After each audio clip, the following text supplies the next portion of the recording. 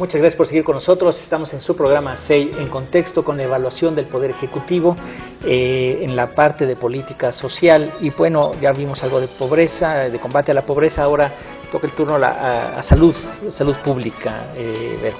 Sí, con salud es un tema muy interesante y muy revelador lo que surge de esta evaluación.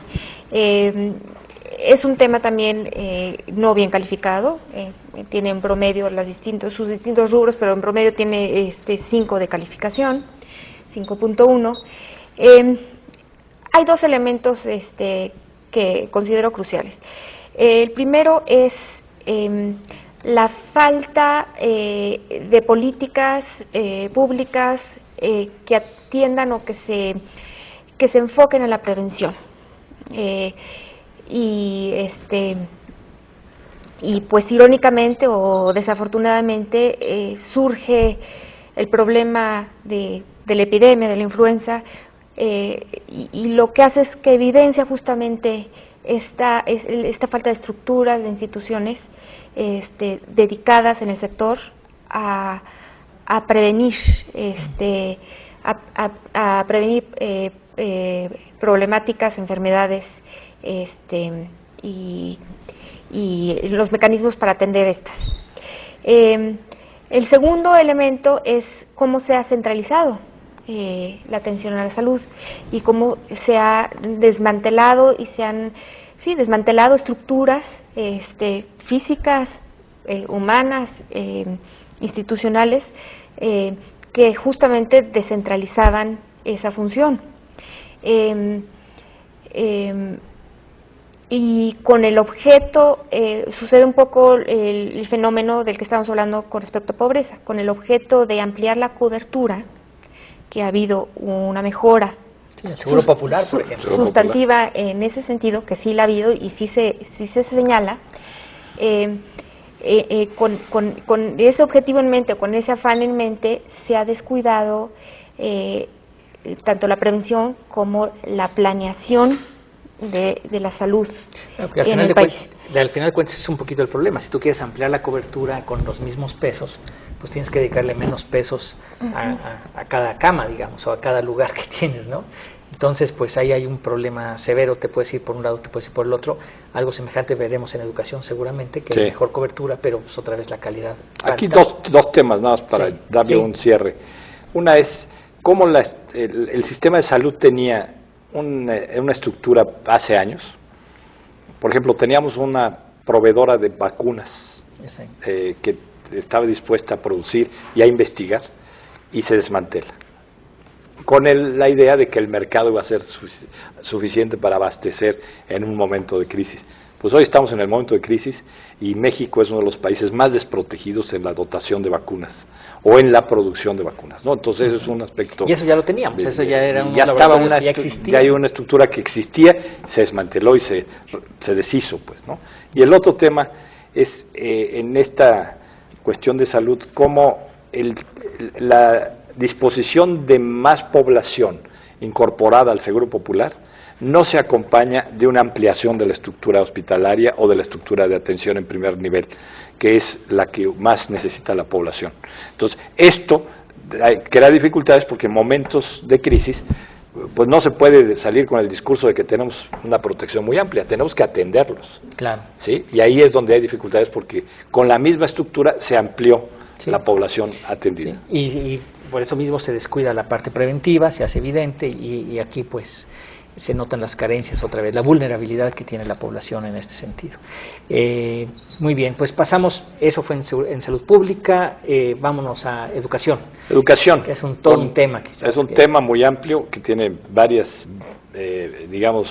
aristas, pero lo podemos resumir en los 3 subtemas que atacó el panel: calidad de la educación, oportunidades educativas y transformación educativas. Tuvo una calificación de 4.9, la más baja en transformación educativa con un 4.5 y calidad de educación con un 4.7. Lo de oportunidades educativas se elevó un poco porque el sistema de bachillerato ha aumentado la disponibilidad de espacios y condiciones para que los jóvenes atiendan. No obstante, el gran tema es el de la calidad de la educación. que tiene una vertiente que es la evaluación, ¿sí? Que se ha planteado en el discurso la necesidad de mantener evaluado el sistema, pero cuando se entra a la realidad en cuanto a ver cómo es que se está evaluando, es donde encontramos dificultades, porque los jueces son parte del asunto. Sí. ¿Sí? La famosísima Alianza por la Educación. La Alianza por la Calidad Educativa es un desastre porque es el propio sindicato el que se tiene que ocupar de la supervisión del incremento de la calidad. Y ahí hay una falla conceptual automática que se puede ver. Si no se puede ser juez y parte. Si el trabajador le dice que él es a la vez el supervisor, bueno, pues no se puede llegar a un resultado positivo, ¿no? Entonces, eso es en cuestión de calidad, pero la más grave es la de transformación educativa. Hubo una gran promesa de transformar la educación, eso es parte de la campaña, parte del discurso, parte de la Alianza por la Calidad, y la verdad es que no vemos una transformación. Las cosas siguen igual. Hay algunos esfuerzos en educación media superior, pero en general las condiciones de la ocupación de una reforma real que nos mejore, no solo que cambie la estructura, sino que mejore los resultados, estamos en un desastre. En criterios de calificación internacionales, México sigue bajando en la tabla, digamos, ¿no? En la OECD estamos en los últimos lugares, en los exámenes de PISA, que son los exámenes que prueban la calidad de la formación en los jóvenes de 15 años, tenemos un verdadero atraso con respecto a los niños de Finlandia de 15 años, tenemos 5 años de atraso, por ejemplo. Y eso lo dijeron los expertos y eso nos deja en una circunstancia muy, muy difícil. ¿Alguna cosa más, Verónica? Sí, agregar que efectivamente se repite el diagnóstico general que tuvimos con pobreza, con salud, que es que en este caso que ha habido una ampliación de la cobertura o mayores oportunidades educativas, como se dice en términos de educación. Sin embargo, esta no ha venido acompañada con una política de empleo, de desarrollo industrial, de desarrollo de infraestructura, una política o una planeación productiva de país. Claro. Entonces, es simplemente lo que se hace es que se traslada el embudo del lugar o se amplía el embudo, pero finalmente sigue habiendo apenas por goteo. Por goteo, exactamente. Ahí yo vería también que dentro del panel, bueno, queda muy claro con lo que acaban de expresar, de que efectivamente al no hacer estos cambios estructurales en el sistema educativo, como decías, si la prueba de quién entra y quién no entra a ser maestro lo siguen haciendo el propio sindicato, pues entonces, ¿dónde está el cambio, no? Y aunque se dio aparentemente, otra vez con eso de la participación ciudadana que se hablaba en el programa anterior, de que hay más consejos y todo, pero no se ve cómo esos consejos verdaderamente impactan. Y entonces es donde falta la implementación de una manera más sólida. Políticamente se entiende que sea difícil poder contra el sindicato de maestros, pero por el otro lado, si eso no se ataca, pues no vamos a avanzar. Pablo. Esto tiene que ver con otro tema que está en política social, que es el de grupos vulnerables, discriminación, sí, donde está la otra calificación sótano, digamos, de las más bajas, ¿no? Que es los niños en situación de calle, que tiene que ver también muy cercana a la cuestión de las comunidades indígenas y pueblos indígenas y personas en discapacidad. Todas, bueno, niños de la calle 3.4, personas en discapacidad 4.2, igual que comunidades indígenas.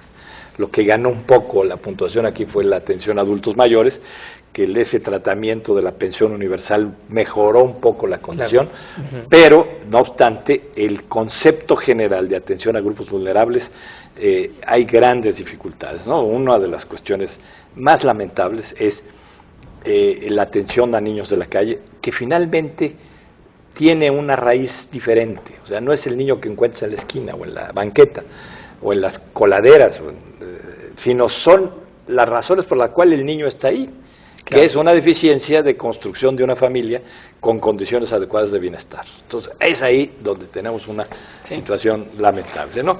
Y un tema, Enrique, que no quiero dejar de comentar, si no, Maripaz nos castigaría, está muy bien, además tenemos que hacerlo, claro, que es equidad de género, donde salió más o menos bien calificado, porque tenemos que sí ha habido, bueno, con un 5-4 respecto a los 13 y los 4 anteriores, sí los expertos del panel coincidieron en que sí hay un esfuerzo mínimo de orientación a mejorar la equidad de género en diversos campos, en el laboral, en el político. Han habido buenas iniciativas. Buenas iniciativas, hay una nueva ley, también está mejorando, todavía no a los niveles. Entonces se esperan resultados, ¿no? Y sí, se esperan resultados, los pasos que se han dado aparentemente